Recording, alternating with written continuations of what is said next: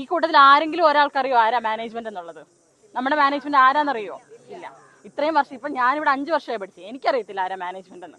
അപ്പം ഇനിയും നമ്മുടെ നിതിൻ പോയി ഇനി ഒരു നിതിനെ ഇവിടെ നമ്മൾ ഉണ്ടാക്കി കൊടുക്കരുത് അവർക്ക് വേണ്ടിയിട്ട്. അതിനുവേണ്ടി നമുക്ക് ട്രാൻസ്പെറൻസി, സ്റ്റുഡൻറ് ഫ്രണ്ട്ലി ആയിട്ടുള്ള ഒരു എൻവയോൺമെന്റ് എന്തായാലും വേണം. അതുപോലെ തന്നെ നമ്മുടെ യൂണിയനുള്ള ലിമിറ്റേഷൻസ് നമുക്ക് എല്ലാവർക്കും അറിയാം. നമ്മളും യൂണിയൻ ഫേസ് കടന്നു പോയവരാണ്. യൂണിയന്റെ ലിമിറ്റേഷൻസ് ഒരു പ്രിൻസിപ്പൽ എന്നുള്ള ഹയർ അതോറിറ്റിയിൽ മേലിൽ എവിടെ അപ്രോച്ച് ചെയ്യേണ്ടതെന്ന് പോലും അറിയാത്ത അവസ്ഥയിലാണ് നമ്മൾ ഇരിക്കുന്നത്. അപ്പോൾ ഒരു ശക്തമായിട്ടുള്ളൊരു സ്റ്റുഡൻറ് ബോഡി, അത് പാർട്ടിയുടെ സപ്പോർട്ടോടുകൂടിയാണെങ്കിലും അല്ലെങ്കിലും ശക്തമായിട്ടുള്ളൊരു സ്റ്റുഡൻറ് ബോഡി നമുക്കിവിടെ ഉണ്ടാക്കിയെടുക്കണം. അതിന് വേണ്ട സപ്പോർട്ട് നമുക്ക് കോളേജിന്റെ ഹയർ അതോറിറ്റീസ് തന്നേ പറ്റുള്ളൂ. നിതിന്റെ കേസിന്റെ ട്രാൻസ്പെറൻസി അത് നമുക്ക് നിർബന്ധമാണ്, അത് അറിയണം എന്നുള്ളത്. ഇത്രയും ഡിമാൻഡ്സ് ആണ് നമ്മൾ മുന്നോട്ട് വെച്ചിരിക്കുന്നത്. ഇക്കാര്യത്തിൽ ഇവിടെ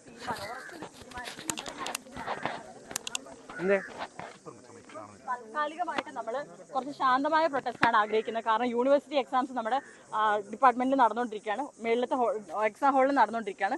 അതുകൊണ്ട് എല്ലാവരും സഹകരിക്കണം. കുറച്ച് ശബ്ദം കുറച്ച് അവർക്കൊരു ബുദ്ധിമുട്ടുണ്ടാകാത്ത രീതിയിൽ നമ്മൾ ഈ പ്രൊട്ടസ്റ്റ് മുന്നോട്ട് തന്നെ കൊണ്ടുപോകും. ഇതിനൊരു തീരുമാനം ആയതിനു ശേഷം നമ്മൾ ഇനി ഈ വൈറ്റ് കോട്ട് ഇടുന്നുള്ളൂ. നമ്മൾ ഈ ക്ലിനിക്കിൽ ഒരു പേഷ്യന്റിനെ നോക്കണം എന്നുണ്ടെങ്കിൽ നമ്മുടെ നിതിന്റെ ആക്ടിവിറ്റി തീരുമാനമാണ് ഹൗസ് സർജൻസ് ചെയ്തുകൊണ്ടിരിക്കുന്നതാണ്. നമ്മളെ 11 മണിക്ക് ഈ നമ്മൾ പറഞ്ഞ ഡിമാൻഡ്സിന് പവറുള്ള ആൾക്കാരെ മാത്രമേ നമ്മുടെ മുന്നിൽ കൊണ്ടുവരാവുള്ളൂ എന്നാണ് പറഞ്ഞിരിക്കുന്നത്. അങ്ങനെ ഒരാൾ തന്നെ വരുമെന്ന് നമ്മൾ വിശ്വസിക്കുന്നു. പ്രിൻസിപ്പലിനാണോ നിങ്ങൾ ആദ്യം പരാതി കൊടുക്കുന്നത്? പ്രിൻസിപ്പൽ വയ മാനേജ്മെന്റ് ആണ് നമ്മളിപ്പോൾ ഈ കത്ത് എഴുതിയിരിക്കുന്നത്. ഇനിയിപ്പം മാനേജ്മെന്റ് വരുമോ ഇല്ലയോ എന്നുള്ള കാര്യത്തിൽ നമുക്ക് ഇപ്പോഴും ഉറപ്പില്ല. കാരണം വരാമെന്ന് പറഞ്ഞിട്ട് ഇത്രയും ദിവസമായിട്ട് നമ്മൾ അവരിവിടെ കണ്ടിട്ടില്ല. പക്ഷെ നമുക്കിത് നടത്തി കിട്ടിയേ പറ്റുള്ളൂ. യൂണിവേഴ്സിറ്റിയിൽ നിന്നാണെങ്കിലും ആരാണെങ്കിലും നമ്മുടെ ഈ ഡിമാൻഡ് സാറ്റിസ്ഫൈ ചെയ്ത് തന്നെ പറ്റുള്ളൂ.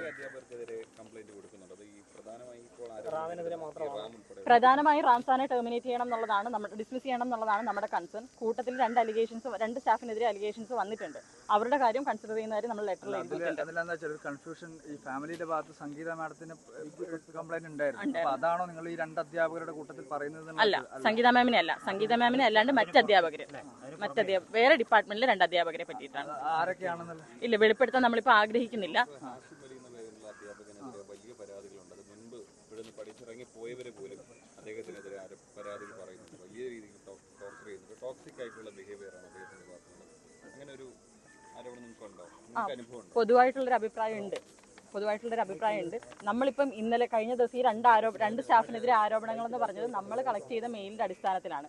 നമ്മൾ സ്റ്റുഡൻസിനുള്ള കൺസേൺസ് അഡ്രസ് ചെയ്യാൻ വേണ്ടിയിട്ട് എല്ലാവർക്കും ഓപ്പൺ ആയിട്ട് കൊടുത്ത മെയിൽ ഐ ഡിയിൽ വന്ന കംപ്ലയിൻസിന്റെ അടിസ്ഥാനത്തിലാണ് നമ്മൾ 2 സ്റ്റാഫിനെതിരെയുള്ള അലിഗേഷൻസ് പറയുന്നത്.